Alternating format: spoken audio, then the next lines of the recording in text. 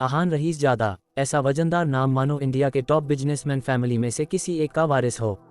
मगर हम जिसे आहान रईसजादा की बात कर रहे हैं, आहान एक करोड़पति फैमिली का दामाद तो जरूर है, मगर उसकी हालत पर घर के नौकर भी कहते थे, कुछ पैसे चाहिए तो बता देना, तुम्हारी गरीबी देखी नहीं जाती।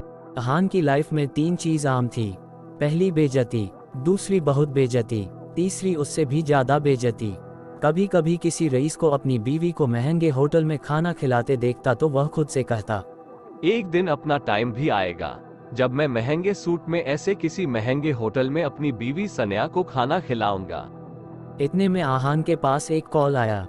क्या बात है जीजू, आपने मेरा कॉल नहीं उठाया? नहीं सीमा, मैं वो सब छोड़ो, मेरा एक काम है। शोरूम में मेरा एक नेकलेस पड़ा है, मैंने उसके मालिक को फोन कर दिया है। वो नेकलेस लेकर आप मेरे घर पर आ जाओ। सीमा, मुझे बैंक जाना है।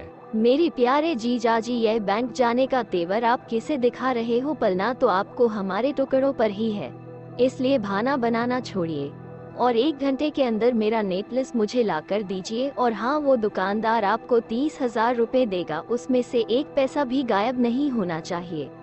देखो सीमा, एक तो मैंने आज तक कभी भी चोरी नहीं की है, और दूसरी बात, अगर इतना ही मुझ पर डाउट है तो ये काम किसी नौकर को भेजकर क्यों नहीं करवा लेते? प्यारे जीजाजी, आप ये बात कब समझोगे कि इस घर में आपको बहस करने की इजाजत नहीं है, इसलिए जितना आपसे कहा जा रहा है उतना करो।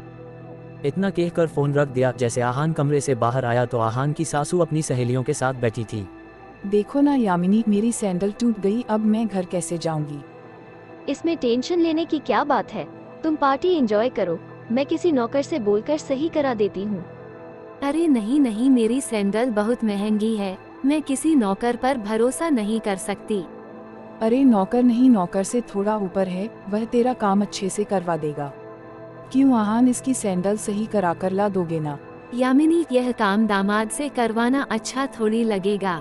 अरे तुम लोग टेंशन मत लो, ऐसा कामों में इनको बहुत मजा आता है। किसी के पास और कोई काम हो तो बता देना। मगर अभी मैं सीमा के काम बहस से नहीं, जल्दी से काम खत्म करके आओ। आहान सानया की तस्वीर को देखकर बोलने लगा, इतनी बेइज्जती के बाद भी मैं इस घर में टिका हुआ हूँ तो सिर्फ तुम्हारे लिए। मैं तुम्हें खोना नहीं चाहता। Love you Sania. इतना कहकर आहान वहां से चला जाता है। आहान को याद आता है कि आज उसका बर्थडे है। इतने में आहान के पास आहान की पत्नी का मैसेज आता है, सुनिए आप आज मेरे ऑफिस आ सकते हैं क्या? यह मैसेज पढ़कर आहान के होठों पर एक स्माइल आ गई, उसकी पूरी टेंशन गायब हो गई। आज पहली बार सानिया ने आहान को ऑफिस बुलाया था, एक वही तो थी उसकी जिंदगी में जिसके लिए आहान जिंदा था। मैसेज पढ़कर आहान बोला, मेरा बर्थडे किसी को याद हो या ना हो, आपको जरूर याद रहेगा, इसलिए सानिया ने मुझे ऑफिस में बुलाया है। ऐसा सोचने लगा और आहान ऑफिस की तरफ निकल पड़ा। आहान मन में सोच रहा था कि आज उसका स्वागत होगा। वहां पहुंचते ही तेजी से आहान ऑफिस की तरफ बढ़ा ही था कि सामने से एक व्यक्ति से टकराया। उस व्यक्ति का नाम देव था। यू इडियट, अंधे हो क्या? पता नहीं कहां कहां से चले आते हैं। इस ऑफिस के अंदर खड़े होने की तुम्हारी औकात भी नहीं है, और टहल ऐसे रहे हो जैसे तुम्हारे बाप का ऑफिस है। कौन हो तुम? आहान के कब्जों से आहान को नौकर ही समझ लिया था। सानिया, तुम दुखी मत हो, जो कुछ हुआ वो सब भूल जाओ। और थैंक यू सानिया, तुम मेरे लिए दुखी हुई, तुम मुझसे बहुत प्यार करती हो ना? सानिया गुस्से में बोली, दूर हटिया मुझसे, आप चले क्यों नहीं जाते मेरी जिंदगी से? आहान को बहुत दुख हुआ। आप पति नहीं, मेरे पापों की सजा है। मेरे लिए तुम चाहते क्या हो?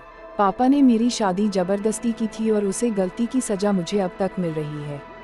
आप मेरे काबिल भी नहीं हैं। आज भी मुझे आपके पति मानते हुए शर्म आ रही है। आज ड्राइवर नहीं था, उसके लिए बुलाया था। मुझे नहीं पता था मेरा पति इस काम के लायक ही नहीं है।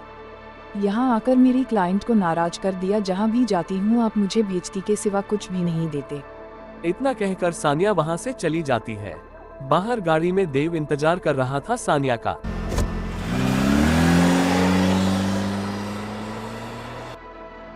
रुको सानिया, मेरी बात सुनो।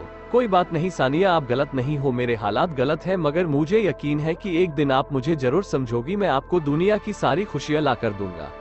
तभी आहान के सामने एक महंगी काले रंग की लग्जरी और महंगी कार आकर रुकी। उसमें से एक व्यक्ति बाहर आकर रुका। आहान उसे देखकर चौंक गया, क्योंकि उसको यहाँ आने की उम्मीद बिल्कुल नहीं थी। वह आदमी आहान के सामने आकर बोला, यंग मास्टर, एशिया की सबसे अमीर व्यक्ति और अरबों रुपए का मालिक आपका इंतजार कर रहे हैं। वक्त आ गया है कि आप अपना बिजनेस संभाले। आखिर कौन है यह व्यक्ति? आहान के साथ सानिया के बर्ताव का कारण क्या है? क्या है आहान की कहानी? जानने के लिए बने रहे हमारे साथ। पार्ट 2 में